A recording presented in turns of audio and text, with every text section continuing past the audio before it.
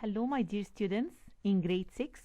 I am Dr. Marie, and right now we are going to revise together Chapter 11, Lesson 1, Forces and Motion. When I ask you, it's the length between two places, you are going to say, excellent, it's distance. Is the location of an object? The answer is position.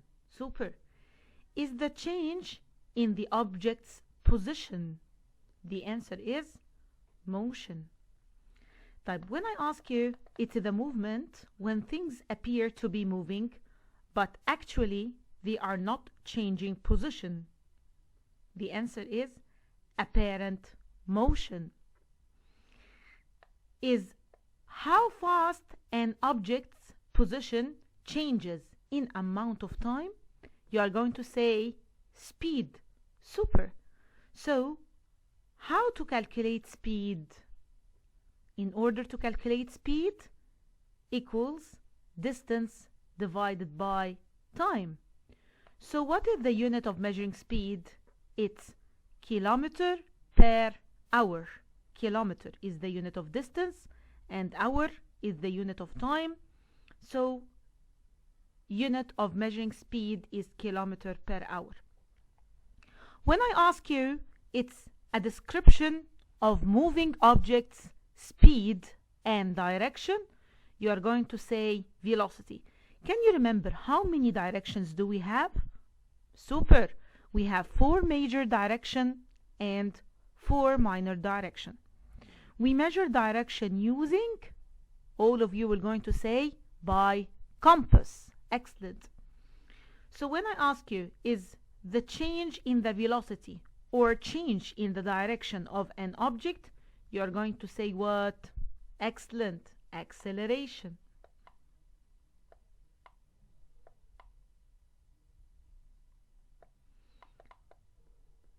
So, what is a force? Can you remember? We said that a force is either push or pull on an object.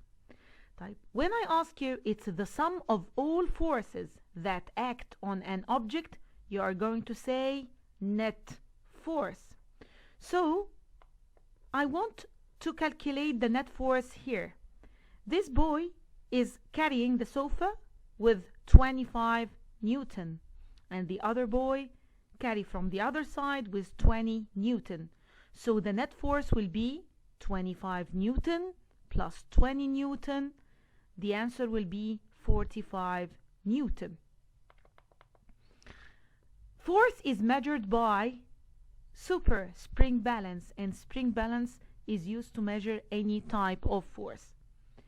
The metric unit of measuring force is Newton. Super. So force is measured in Newton.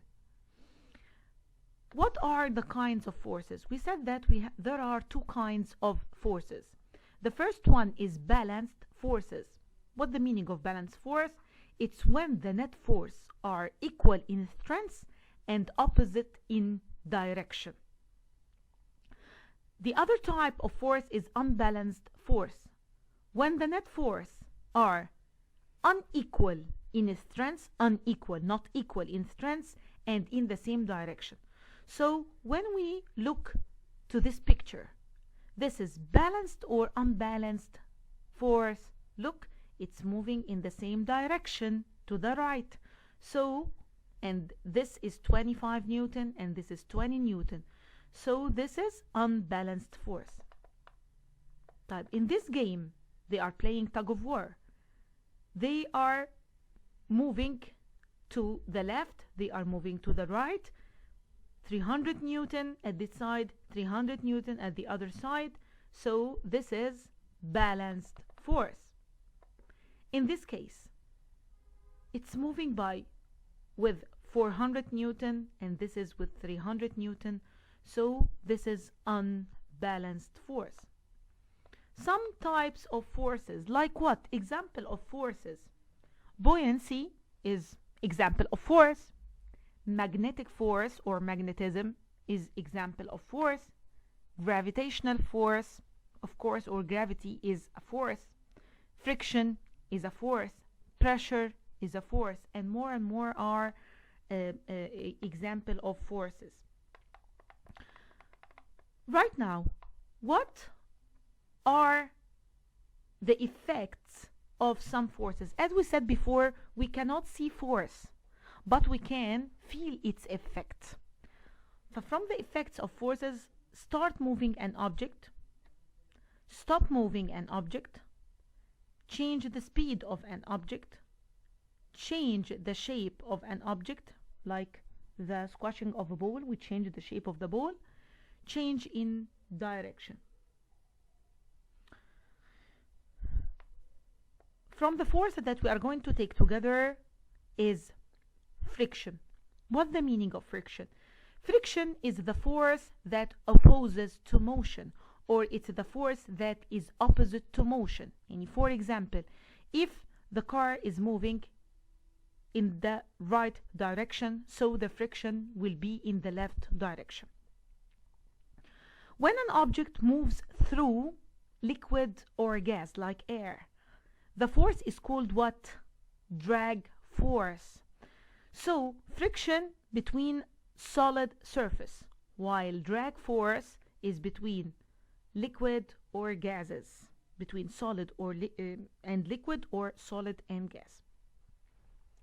Types of friction. We said that there are 3 types of friction. First type, static friction, and this friction, it opposes the force and keeps the object in place. It opposes the force, or it opposes the motion, and the object doesn't change its place. Sliding friction, it's the force that opposes the sliding of an object, which is easy. Okay, and if you are sliding, or you use your skating, so the force that opposes this sliding motion is called sliding friction. And the last type of friction is rolling friction, and this rolling friction is the force that opposes the motion of the wheel turning along a surface, or it's the force that opposes the rolling of an object. Okay, so these are a picture of the 3 types of friction. Look at this. It's static friction. Why? Because this is a force and there is no motion. That means this is static friction. Look at this picture. It's slide or skate, and the force in this direction, so the sliding motion in this direction, and the friction will be in the opposite direction. Rolling friction, as we said, this ball roll, or the wheel roll on the surface or along the surface, so the motion is called rolling motion, and its opposite friction is rolling friction.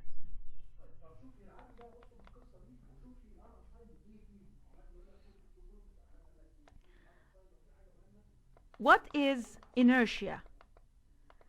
As we said that Newton's formulated 3 laws of motion. The first law of motion states that an object that is at rest tends to stay at rest, and object in motion will remain in motion, and this is called inertia. So inertia is Newton's first law of motion. As you see, the object at rest tends to stay at rest, and the object in motion tends to be in motion unless unbalanced force act upon it. Thank you for today.